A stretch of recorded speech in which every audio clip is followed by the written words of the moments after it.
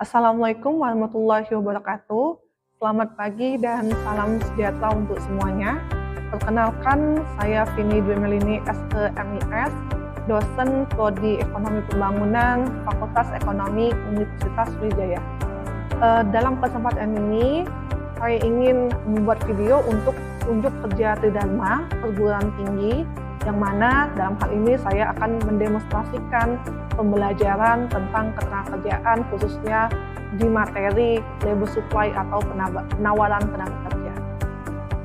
Deskripsi mata kuliah ekonomi ketenagakerjaan ini merupakan mata kuliah wajib ya, yang berbobot 3 SKS yang diambil di semester ketiga.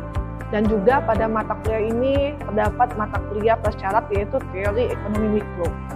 Ruang lingkup materi dalam ketenagakerjaan itu dimulai dari dinamika kependudukan dan angkatan kerja, penawaran tenaga kerja, permintaan tenaga kerja, sampai ke faktor-faktor penentuan upah. Mata kuliah ini dirancang untuk membekali mahasiswa dengan pemahaman mengenai konsep, teori, dan analisis tentang ekonomi ketenagakerjaan. Selain itu, mahasiswa juga diharapkan dapat menganalisis berbagai permasalahan pasar tenaga kerja sebagai dasar dalam memahami kebijakan tenaga kerjaan. Capaian mata kuliah dalam mata kuliah ini ada 3. CPMK 1, mahasiswa itu mampu menjelaskan dinamika kependudukan dan partisipasi angkatan kerja. CPMK kedua, mahasiswa diharapkan mampu menganalisis penawaran, permintaan, keseimbangan, dan juga diskriminasi di pasar tenaga kerja. Dan CPMK terakhir, mahasiswa diharapkan mampu dapat mengkaji secara kritis berbagai permasalahan ketenagakerjaan berdasarkan teori dan bukti empiris dengan sikap yang etis dan komunikatif. Mata kuliah ini juga mempunyai struktur perkuliahan, yaitu terdiri dari 16 kali pertemuan yang terbagi menjadi 2 sesi. Sesi pertama yaitu 14 pertemuan tatap muka dan diisi oleh pembahasan materi sampai ke pendalaman materi, dan dilanjutkan oleh 2 kali ujian, yaitu di pertemuan ke-8 dan pertemuan ke-16, yaitu UTS dan juga UAS. Selanjutnya, materi pembelajaran ekonomi ketenagakerjaan. Ini merupakan materi yang akan kita bahas dalam 1 semester, yang diharapkan ini mempunyai mahasiswa nanti mempunyai keilmuan dasar terhadap ekonomi ketenagakerjaan. Dimulai dari pengertian dan ruang lingkup ekonomi ketenagakerjaan, dilanjutkan dengan dinamika kependudukan dan juga angkatan kerja, hingga ke penentu upah dalam ekonomi ketenagakerjaan. Selanjutnya, referensi mata kuliah pada pembelajaran hari ini, ya, kita menggunakan referensi utama yaitu buku George Borges di tahun 2016, yaitu Labor Economics, yang dimana referensi utama ini menjadi landasan teoritis, analisis pasar tenaga kerja, dan juga isu-isu ketenagakerjaan kontemporer.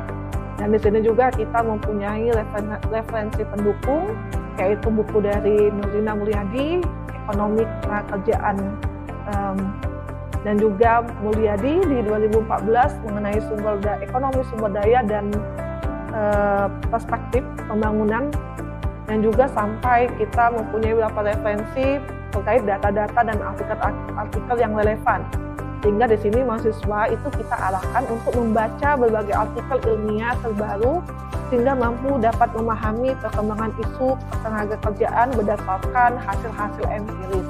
Ya, jadi di sini mahasiswa tidak hanya mengandalkan satu buku, tapi juga terbiasa melakukan kajian literatur secara mandiri.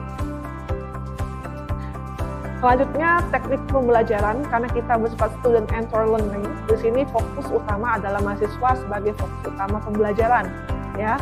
Jadi pusat proses pembelajaran pada mahasiswa, dan di sini dosen sebagai fasilitator. Mahasiswa didorong untuk aktif, bertanya, juga berdiskusi, dan juga melakukan presentasi, baik itu individual maupun kelompok. Ya, pendekatan ini bertujuan agar mahasiswa dapat mengembangkan kemampuan berpikir kritis dan juga komunikasi, dan juga untuk berkolaborasi, kreativitas, dan pemecahan masalah yang sangat dibutuhkan pada pasar kerja nantinya. Jadi kita harapkan mahasiswa ini bisa aktif dalam pembelajaran. Dan selanjutnya komponen penilaian mata kuliah ini, ya ini adalah evaluasi. Ya, di sini ada 4 komponen yang terdiri dari partisipasi 15%, ujian tengah semester itu 30%, tugas 25%, dan ujian akhir semester sebanyak 30%. Dan karena di sini tim teaching, nanti setiap dosen akan berkolaborasi menentukan nilai mahasiswa di akhir ujian. Dalam pembelajaran ekonomi ketenagakerjaan ini, saya menggunakan metode pembelajaran DIA, yaitu Delivery, Interactions, dan Assessment. Di mana pada tahap pertama, mahasiswa itu akan mendapatkan lectures tentang teori maupun pemahaman tentang mata kuliah yang terkait. Dan selanjutnya pada tahap kedua, mahasiswa diberi kesempatan untuk aktif terlibat dalam diskusi kelompok maupun presentasi, dan tahap terakhir adalah asesmen, di mana itu merupakan penilaian bersifat kuis dan juga tanya jawab yang menjadi tolak ukur pencapaian pembelajaran di setiap sesi. Assalamualaikum warahmatullahi wabarakatuh. Waalaikumsalam warahmatullahi wabarakatuh. Oke, selamat pagi dan salam sejahtera untuk semuanya. Hari ini seperti biasa di Kamis pagi, kita akan memulai perkuliahan ekonomi ketenagakerjaan. Nah, saat ini kita sudah berada di pertemuan ketiga dengan materi labor supply. Oke, sebelum kita memasukin materi, ya, Ibu mau absen terlebih dahulu, ya. Silakan angkat tangan untuk yang Ibu sebut namanya. Oke, pertama Mas Ayu. Oke, Dea. Hadir Ibu. Syifa. Hadir Bu. Ahmad Muldiansyah. Oke, Nova.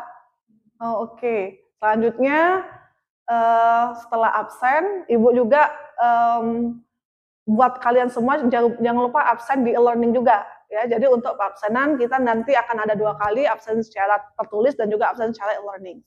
Oke, kita masuk ke materi, yaitu tentang labor supply. Nah, ini materi bab 3 dari buku utama kita, yaitu Borjas. Di mana materi ini nanti kita akan membahas secara singkat apa itu labor supply dan juga bagaimana hubungannya terhadap indifferent curve dan juga budget constraint. Jadi kalau kita sudah mengambil teori ekonomi mikro, ini bukan hal yang asing, ya. Kita tahu budget constraint, kita tahu utilitas. Nah, ini kita munculkan lagi di labor supply atau penawaran tenaga kerja. Ya, kenapa kita mempelajari ini? Jadi kami harapkan mahasiswa itu dapat memahami secara teoritis bagaimana penawaran tenaga kerja itu nanti akan mempengaruhi kebijakan publik, ya. Jadi seperti negara-negara yang mempunyai populasi tinggi, India, China, ya, Bangladesh, itu ngebom semua populasinya. Nah, itu nanti gimana kebijakan yang bisa kita rekomendasikan atau kita diskusikan untuk menekan laju pertumbuhan penduduk atau labor supply ini. Karena ingat, ya, yang kita cari adalah titik tengah, ya, equilibrium. Permintaan harus sesuai dengan penawaran. Kalau labor supply-nya tinggi tapi permintaan rendah, berarti di situ ada overpopulation.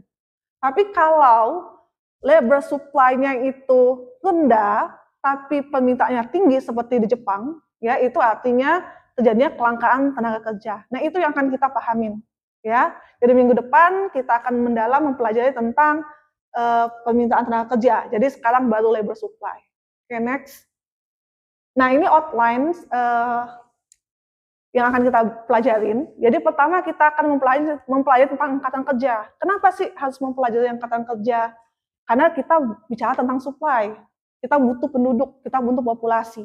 Gimana kita menyaring populasi? Dengan kita melihat apakah orang ini tergolong angkatan kerja atau bukan. Ya. Selanjutnya nanti kita lihat bagaimana fakta-fakta dasar tentang labor supply dilanjutkan dengan indifferent curve dan juga budget constraint. Oke, next. Nah, ini adalah komposisi penduduk. Siapa penduduk kita? Kita penduduk, ya. Kita WNI, bukan WNA, ya. WNI. Nanti penduduk itu dibagi menjadi 2. Ya, ada penduduk usia kerja dengan penduduk bukan usia kerja. Ada yang tahu berapa usia penduduk usia kerja? Ada yang tahu?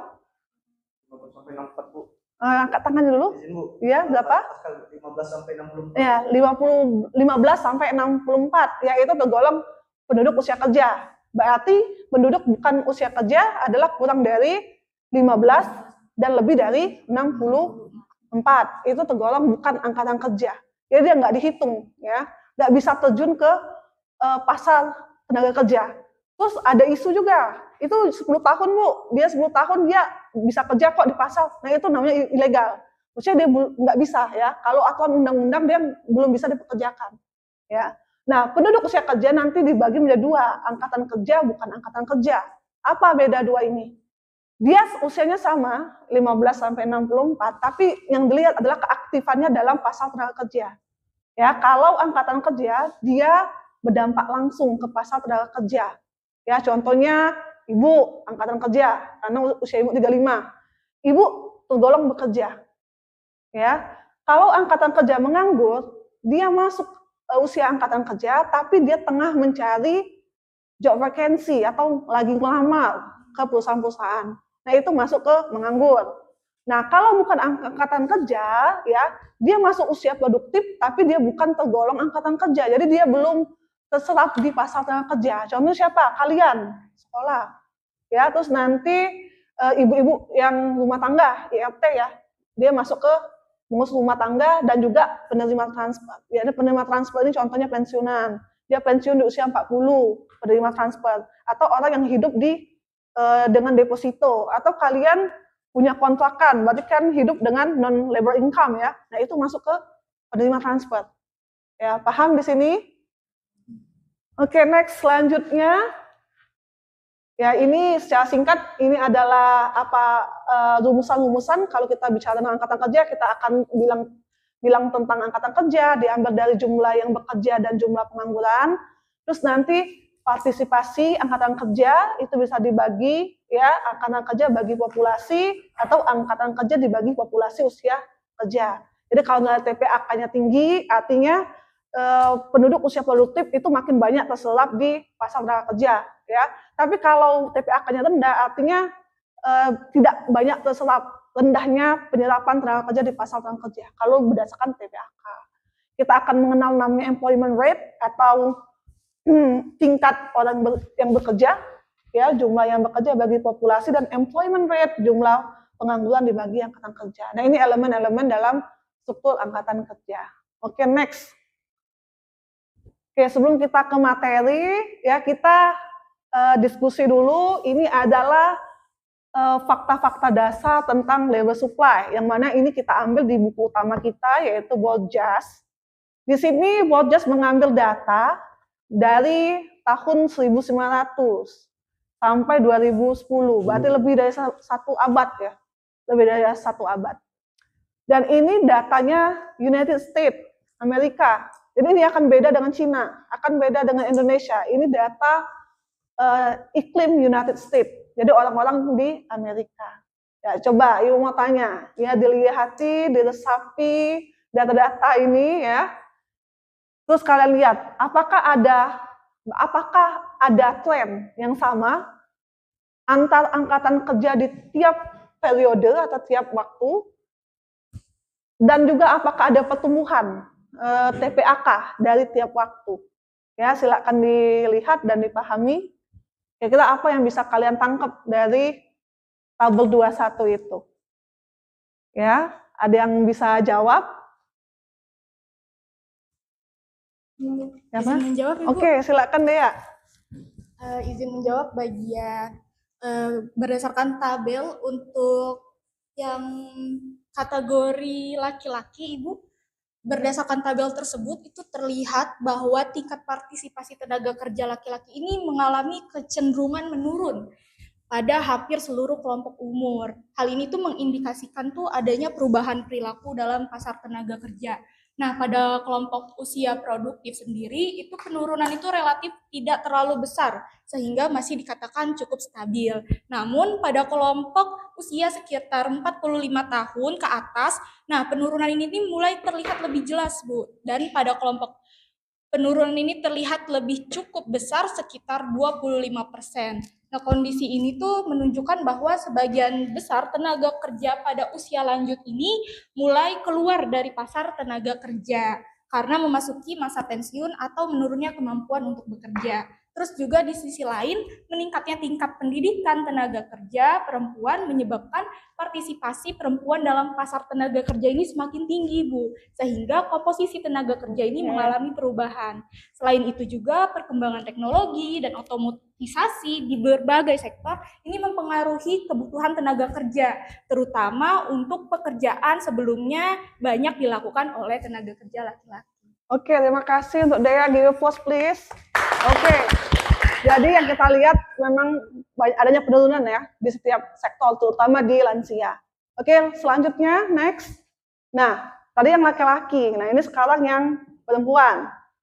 Ada yang bisa menjawab atau mendiskusikan apa yang bisa didapat dari tabel 2.2 ini? Oke, Syifa silakan. Kalau dari perempuan ini terlihat ya Bu perbedaan dari pola yang data sebelumnya laki-laki, karena perempuan ini dari kategori yang single woman, apalagi terutama yang married woman itu terlihat cenderung tinggi banget Bu ya. Jadi terbukti kalau perempuan setelah menikah itu ternyata malah mau bekerja.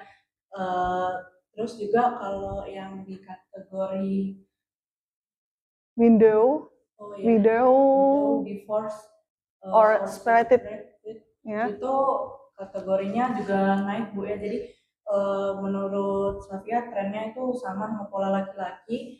Mungkin perempuan itu bekerja, ini mungkin menurut Syafia Bu ya, bekerja untuk menambah pemasukan untuk anak-anak Bu ya. Kita, seperti kita ketahui kalau untuk pemasukan untuk anak-anak itu termasuk lumayan mahal biaya sekolah dan biaya untuk lesnya lagi gitu Bu. Itu dari saya. Oke, terima kasih. Give first lagi. Oke, pertanyaan ketiga ya. Next, pertanyaan ketiga. Ini next, tolong operator. Ya, ini dilihat berdasarkan jam kerja. Ya, ini adalah weekly hours of work, artinya jumlah jam kerja per minggu, dan ini adalah tahunnya. Ada yang bisa mengidentifikasi secara singkat ya? Silakan. Bisa dilihat pada gambar 21 itu bahwa pola rata-rata jam kerja dan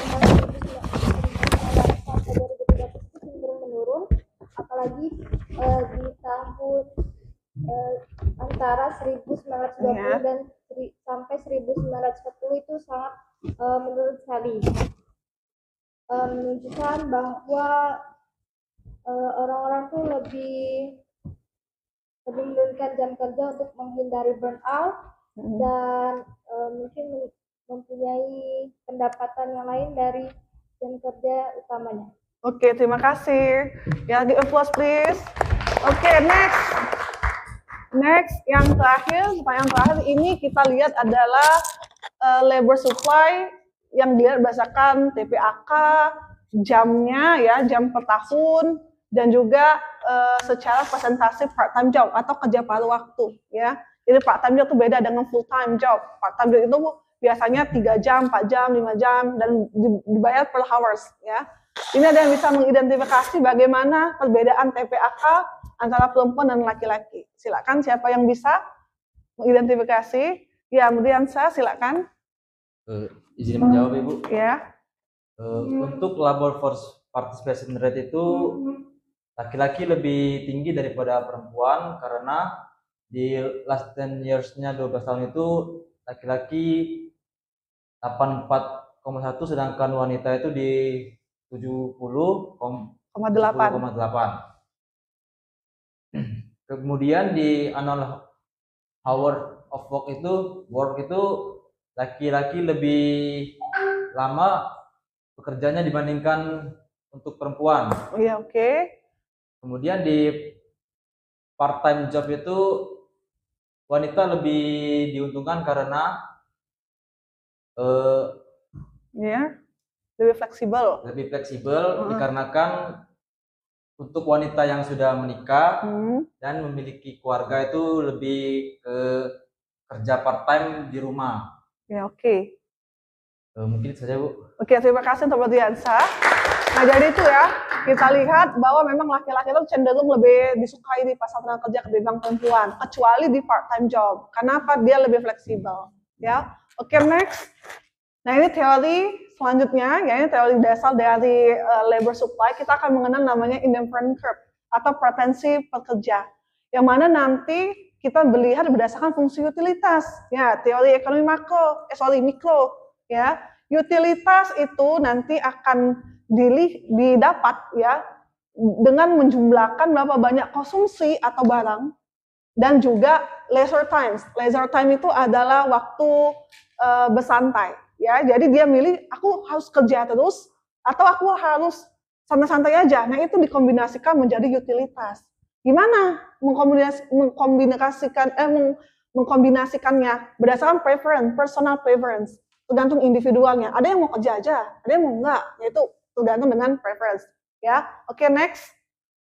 Nah, bisa dilihat di sini indifferent curves ada 3 titik ya, Y, Z dan Y, X dan Z. Ya, di mana kita lihat indifferent curve pertama yang warna hitam itu menghasilkan 25.000. Itu merupakan bahwa ketika dia bekerja dia akan menghasilkan 25.000. Dengan cara apa? Ada 2 kombinasi, ada X dan Y. Ada yang bekerja 400 jam, tapi leisure time-nya 125, atau bekerja 500 jam, leisure time-nya 100. Jadi ini kombinasinya. Ya, bisa kamu kerja banyak, atau kamu mengurangi, tapi leisure time-nya kamu naikkan ke sini. Ya, jadi ada 2 ya. Jadi tinggal pilihan. Apakah kamu mau kerja 500 jam dengan jumlah leisure time 100 atau kamu mau kerja 400 jam dengan leisure time 125. Utilitasnya sama ya karena dia dalam satu curve. Yang beda itu nanti di sini ya. Dia lebih bekerja lagi yaitu menghasilkan 40.000 unit, menghasilkan titik Z dengan kombinasi 450 jam untuk consumption dan juga 150 jam untuk leisure times. Dari titik ini, mana yang punya utilitas yang paling tinggi? Yang ini, yang Z. Karena ingat ya, skema utama indifferent curve adalah utilitas tinggi itu adalah yang paling jauh dari titik original atau titik 0. Ya, berarti yang paling tinggi adalah Z. Kalau kita bisa bekerja 40 jam, kenapa kita harus bekerja 25 jam? Makanya ini yang titik utilitas yang paling tinggi. Oke, next. Next lagi. Next. Oke, langsung aja ke budget constraint ya. Budget constraint ini adalah budget anggaran. Ingat, kita nggak bisa melewati budget constraint kecuali kita menambah jam kerja atau menambah pendapatan ya kalau di mikro. Ya, budget constraint ini rumusnya adalah WH plus P. WH ini ada weeks ya atau tingkat upah kalian per jam ditambah dengan jumlah jam kalian ditambah dengan V. V ini apa? Non labor income. Artinya apa? Pendapatan di luar income kalian. Kalian punya deposito di bank, itu non-labor income. Kalian punya kosan, itu non-labor income. Ya, itu masuk ke P. Oke, next. Selanjutnya, untuk budget constraint itu sendiri, ya, kita masukkan ke leisure time. Kalau tadi kan cuma jam bekerja, sekarang kita masukkan leisure times. Ya, leisure times adalah titik L. Ya, total jam kerja sama dengan berapa banyak jam kerja tambah leisure time.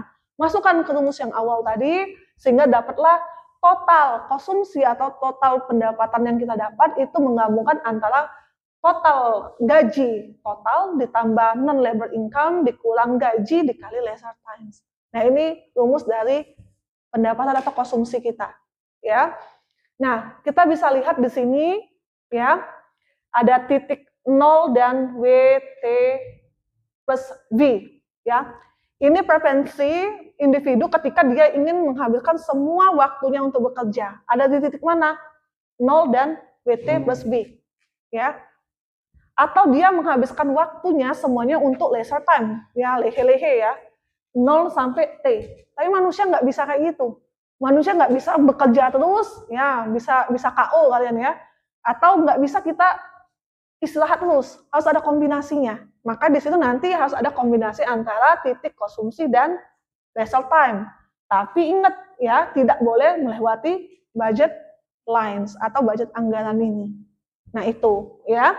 Dan kita juga harus ketahui ketika kita memutuskan tidak bekerja sama sekali, apakah kita masih bisa mengkonsumsi? Bisa ya kan? Kayak kalian nggak menghasilkan uang, kalian bisa nggak mengkonsumsi? Bisa, dengan cara apa? Dengan cara OV. Kalian memakai non-income labor. Ya, seperti itu. Oke, selanjutnya ini adalah study case yang akan Ibu kasih ke kalian, yang mana ini nanti akan menjadi tugas kelompok ya. Kelompoknya udah dibagi kemarin, dan ini nanti tolong analisis secara teoritis dan juga secara study case ya. Dan ini nanti bisa kalian kumpulkan di e-learning ya besok jam 12 siang. Oke, apa ada pertanyaan? Ya, Ibu kembalikan, Ibu ingatkan bahwa ini nanti silakan dikumpul besok jam 12, dan untuk pertemuan selanjutnya silakan kalian baca lagi tentang demand permintaan tenaga kerja, dan itu nanti akan kita diskusikan. Oke, kalau belum ada pertanyaan, Ibu tutup kelas ini dengan mengucapkan alhamdulillah dan wassalamualaikum warahmatullahi wabarakatuh. Waalaikumsalam warahmatullahi wabarakatuh.